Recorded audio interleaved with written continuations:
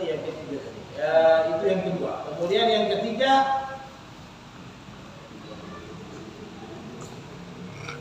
wahalul burri bisyair. Mencampur antara gandum dengan syair. Lil baiti, tapi untuk dimakan di rumah. La lil baiti, bukan untuk jual beli. Nah, ini kalau mau berkah lagi. Jadi keberkahan yang ketiga itu hidup sederhana, ya. Jadi yang lalu, jadi gandum dengan syair, kualitas bagus dengan kualitas sederhana. Jadi kalau sekarang beras bagus, beras lembek dengan beras keras, dicampur itu barang. Kemudian dicampur, kemudian itu yang dikonsumsi dimakan. Artinya hidup sederhana. Maka itu keberkahan yang luar biasa.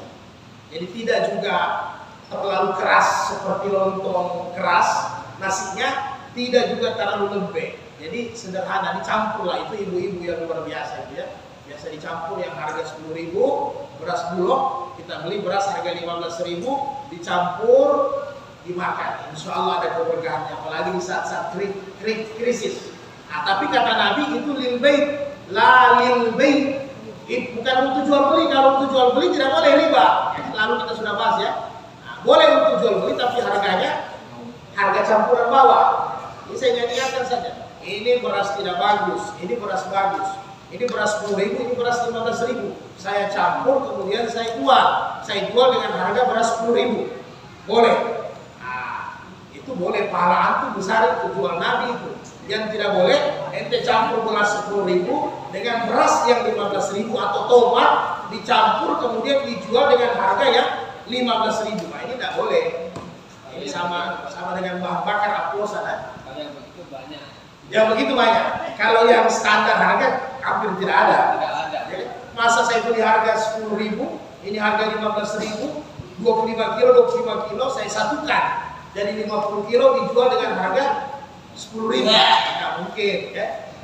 Tapi kalau bisa luar biasa ya. Berkali Anda tidak mampu bersedekah seluruhnya.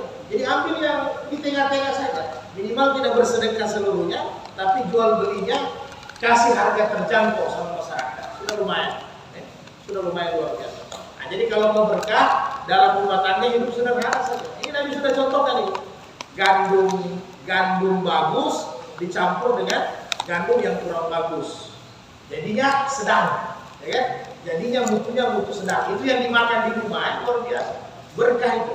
Artinya kalau sekarang ada beras 15.000, ada beras 10.000. Boleh beli beras yang 12.000. Ada.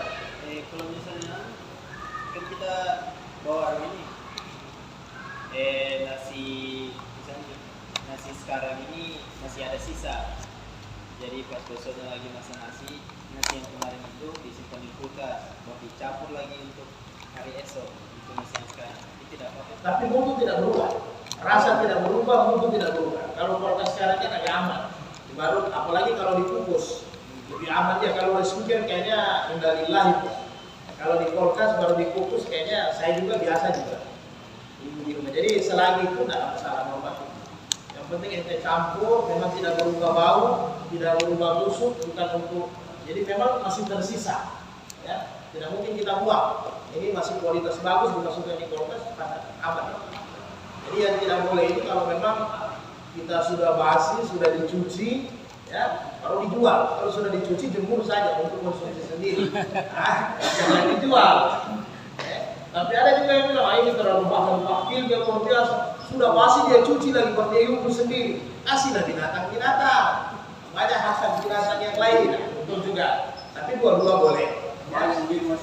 Jadi karena pada dasarnya tidak ada bahasa mubazir sebenarnya Mas ya. Karena ada ayam, ada kucing, jadi tidak ada bahasa mubazir.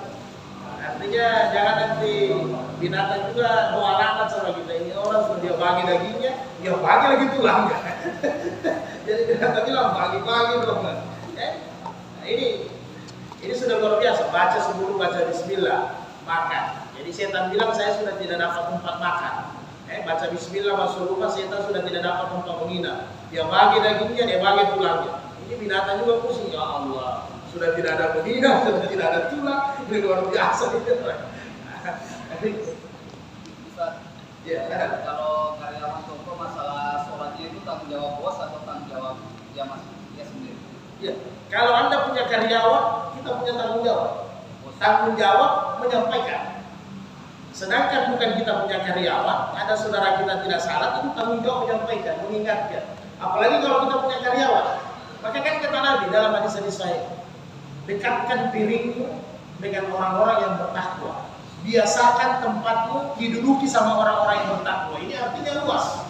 Artinya kalau Anda merekrut pekerja, tiba-tiba A dengan B, skillnya sama, ya kan? Skillnya sama, di bidang itu cocok. Nah, tinggal lihat, ada yang sembahyang, ada yang tidak sembahyang. Alangkah bagusnya orang yang bertakwa yang diambil, supaya bapak tidak repot. Jadi kalau memang ada karyawan